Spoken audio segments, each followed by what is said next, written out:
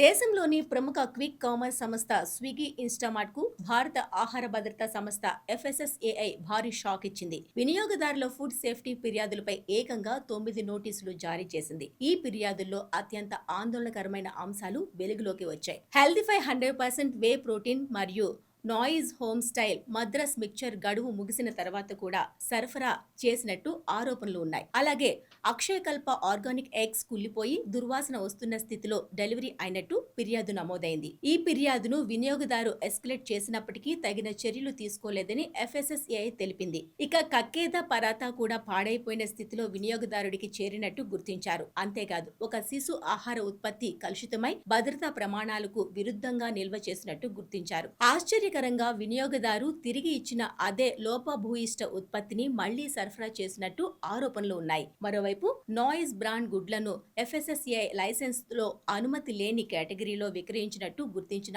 అధికారులు వెంటనే వాటి విక్రయాలను నిలిపివేయాలని ఆదేశించారు. ఈ ఘటనపై స్విగ్గీ ఇన్స్టామార్ట్ వివరణ ఇవ్వాలని కోరింది. సంతృప్తికరమైన సమాధానం లేకపోతే తదుపరి చట్టపరమైన చర్యలు తీసుకునే అవకాశం ఉంది. ఫుడ్ డెలివరీ సేవలను ఉపయోగించే ప్రతి వినియోగదారుడు ఉత్పత్తుల గడువు తేదీ, ప్యాకేజింగ్, నాణ్యత తప్పనిసరిగా పరిశీలించాలని నిపుణులు సూచిస్తున్నారు.